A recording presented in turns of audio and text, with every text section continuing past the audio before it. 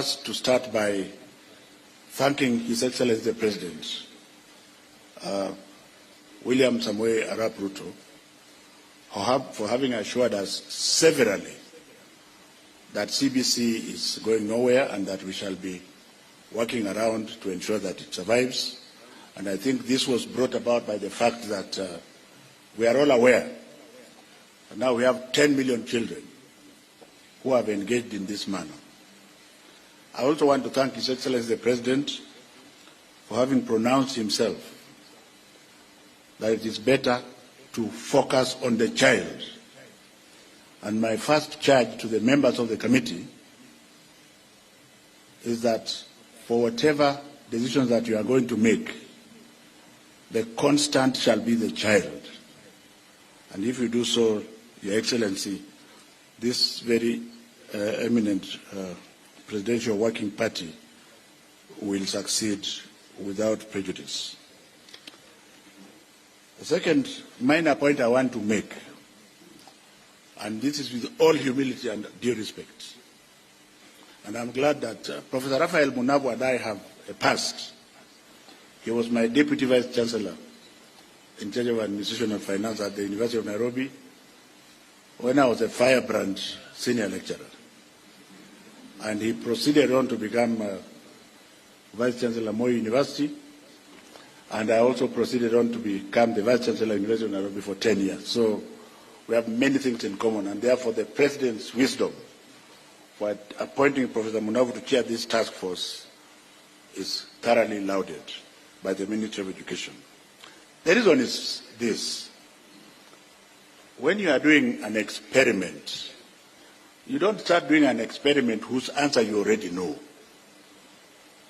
And I want to charge, the second charge I'm charging the members of the task, because I know that they are eminent scholars and stakeholders.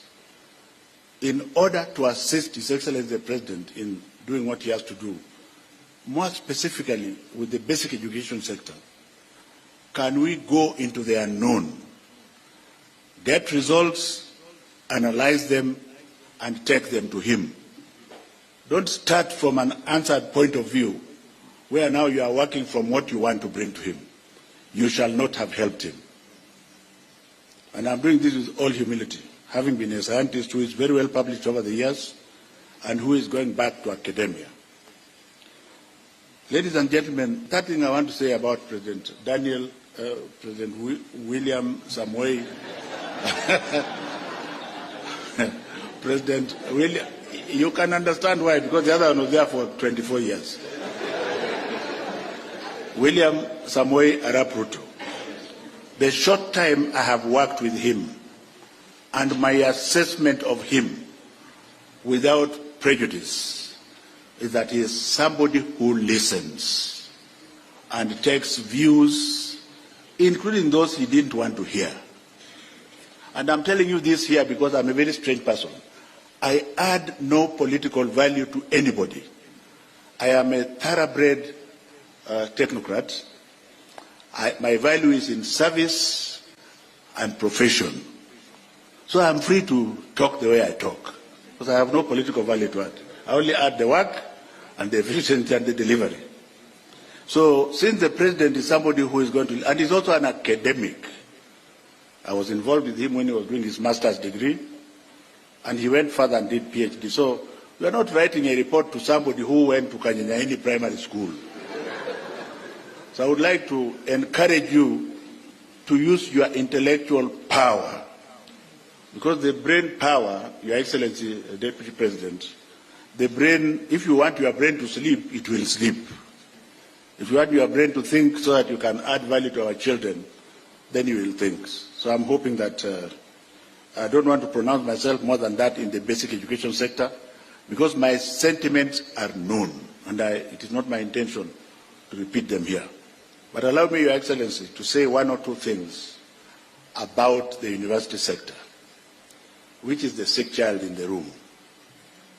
Having been a minister for now 3.5 years, I have found out that since the government was not reorganized, it is still one minister, the basic education sector takes 85% of the time. And therefore, university and TVET share the remaining 15%. And that has allowed all Kamaus and Onyangos to be experts in university matters, even people who don't know anything about universities. So my third charge to this committee is to look at universities without prejudice, remove the politician, remove the fake experts, because you cannot be an expert if you don't belong to the university system. What is it that is ailing our country? What do we want to remember President Ruto for as far as the university sector is concerned? And I can talk with full authority because this is where my strength is. We have people asking for universities to be created for political reasons, people who don't even know what a university is. If you go to the Oxfords of this world, a single university with 38 colleges. Are we together? Single university with 38 colleges across the country. Why are we having 3, 4 universities in a township? And then you make it worse by creating other branches in other townships. And everybody is quiet because it is not politically correct. I think His Excellency President William Samoei Ruto has given you the opportunity as the technocrats to pronounce yourself on this matter. I want to see whether you are bold enough, because the universities are dying because they are underfunded and they are thoroughly fragmented. They are dying because they are underfunded and they are thoroughly fragmented. The only university that I know is the University of Nairobi, and my Vice Chancellor is here, Professor Gitai Kiama. Thank you very much. The others are also trying to get there.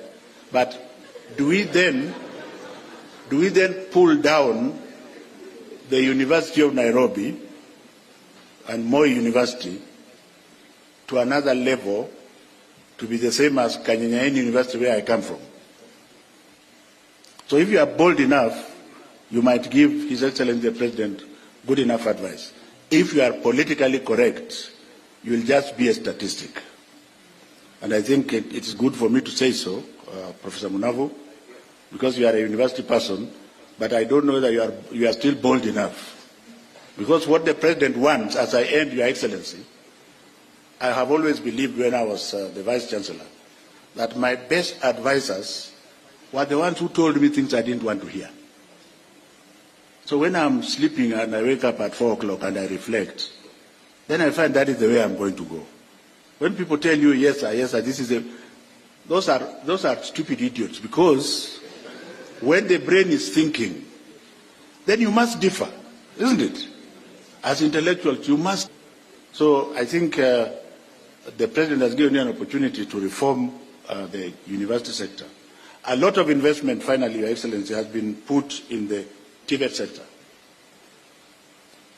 The last charge as an outgoing minister to this committee, what are you going to do in order to change the mindset of our people? That success is not by going to the university.